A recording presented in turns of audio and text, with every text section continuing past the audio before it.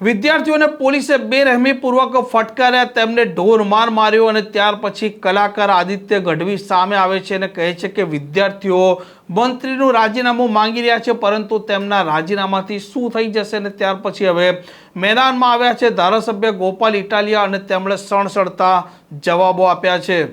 વૈષ્ણવજન તો તેને કહીએ જે પીડ પરાઈ જાનાને રે।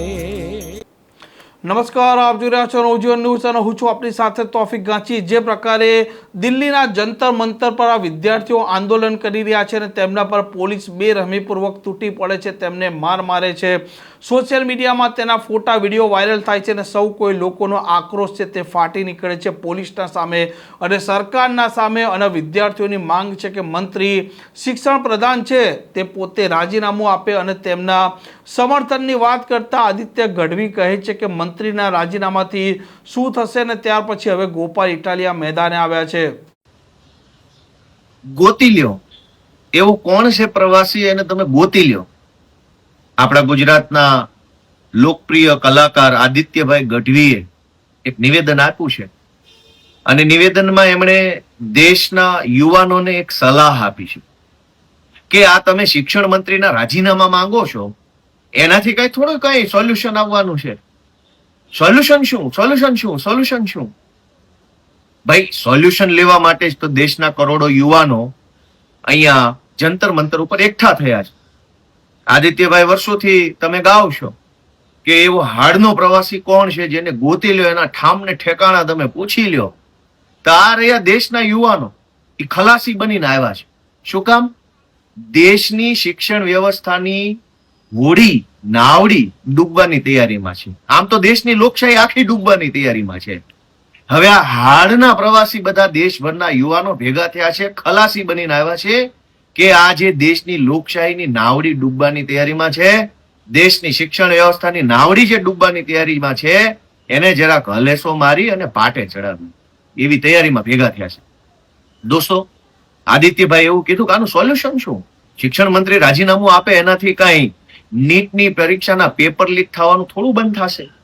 પેપર લીક થવાનું બંધ થાય, બંધ ન થાય, પણ જવાબદારી તો નક્કી થાય।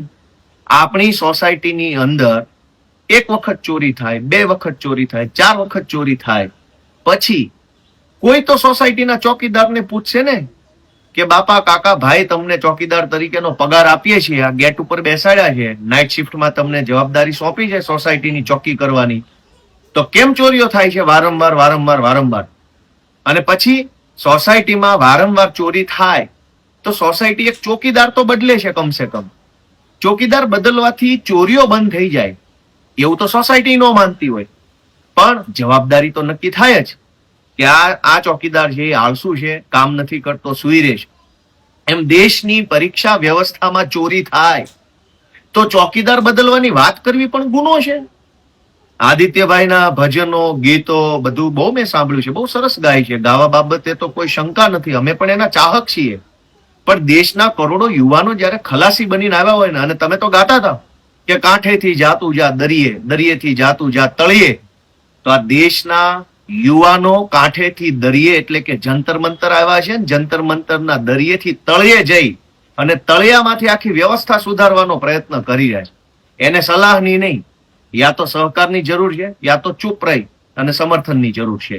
એટલે જે આપી શકાય એ આપીએ, પણ માનનીય આદિત્યભાઈને આપણે નમ્ર વિનંતી કરીએ, હું કોઈ ટીકા ટિપ્પણી નથી કરતો, તમે ખૂબ સારું ગાઓ છો, પણ દેશના યુવાનો દેશની વ્યવસ્થા સુધારવા માટે આગળ આવ્યા છે।